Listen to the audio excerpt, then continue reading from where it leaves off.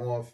You explain to them what overtime is. In the state of New York, you have to, when you hire an employee, they have to sign this document that they know how much they're earning and they know how much they get in overtime. They have to know their wages.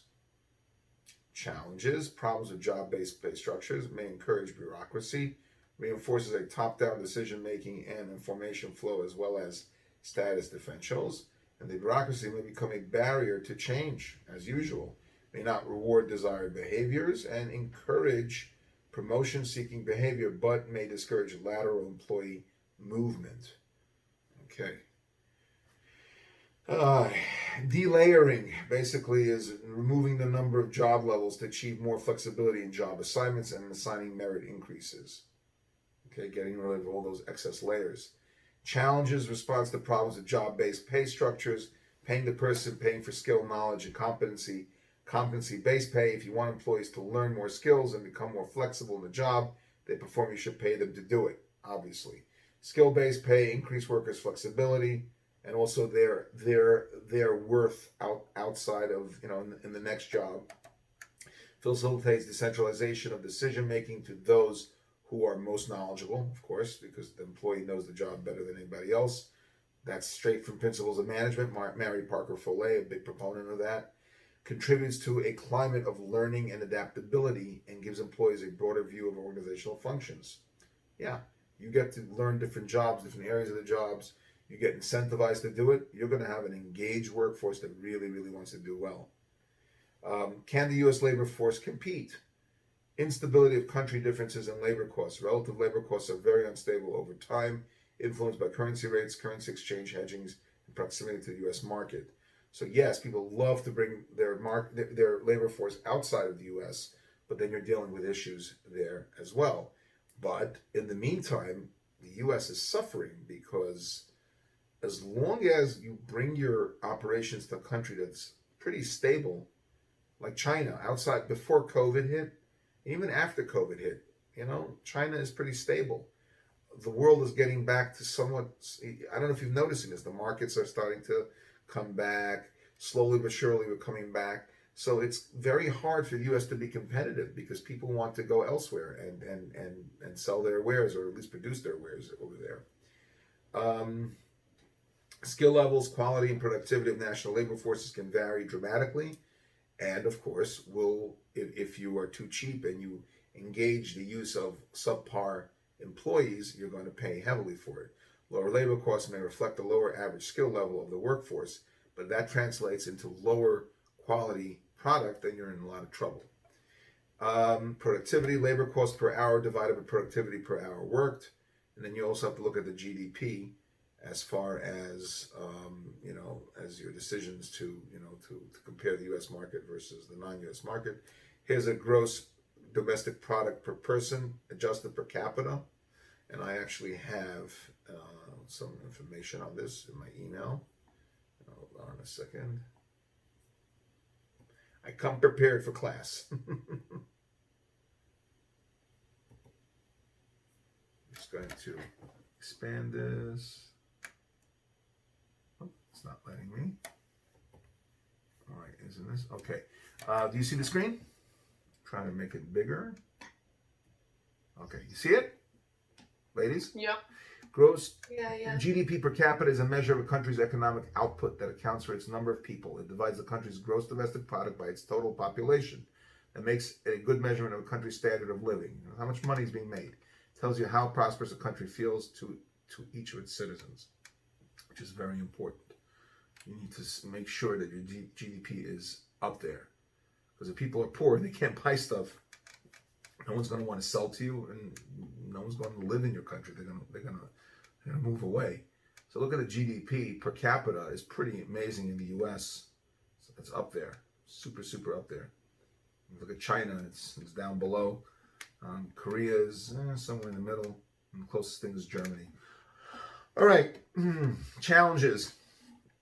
Considerations of other than the labor cost: location, product development speed, quick response to customers, and inventory levels. Is the U.S. capable of that? And the U.S. needs to be nimble in this area to be competitive. Executive pay, painful. Influences the organization's performance, sets the culture of the organization. Long-term compensation is usually stock plans.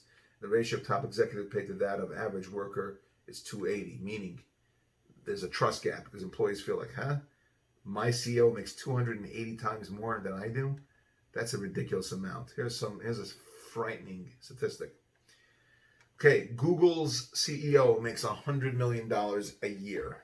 Okay, Thomas Rutledge of Chartercom, 98.5. Dara Khosrowshahi from Expedia makes 94.6. Leslie Moonves of CBS makes 69.6 million. Wow, these people are making more money than sports players ever do. Comparable worth is a public policy that advocates remedies for an undervaluation of women's jobs, also called pay equity. Now, if you look over here where it says there's no legal mandate, there is a legal mandate. It's part of civil rights. But like I said before the beginning, it's hard to enforce because you could hide behind so many factors like, oh yeah, he has more experience than her. She doesn't know this, or she doesn't know how to do that, or he doesn't know how to do this. So Title VII of the Civil Rights Act prohibits sex and race-based differences in employment outcomes, such as pay, unless justified by business necessity. Percent of women and non-whites in workforce is increasing. Significant differences in pay still exist, unfortunately. Equal opportunity, the EEO, Equal Employment Opportunity. Executive Order 11246 prohibits race or sex-based systematic compensation discrimination. And you have a law that was recently passed with this respect, in this respect, called the Lilly Ledbetter Fair Pay Act. Minimum wage, overtime, and prevailing wage. The minimum wage is in New York City $15 an hour, which is pretty decent. This was instituted in 1938. The Fair Labor Standards Act establishes a minimum wage. Anybody want to Google what the minimum wage was in 1938 in New York City? I'm going to do a quick Google just for our entertainment. Let's see who has the fastest internet speed to do this. Anybody? Okay, I guess I have to Google it. Everyone's Google. Oh, I'm about to Google it. Let's see.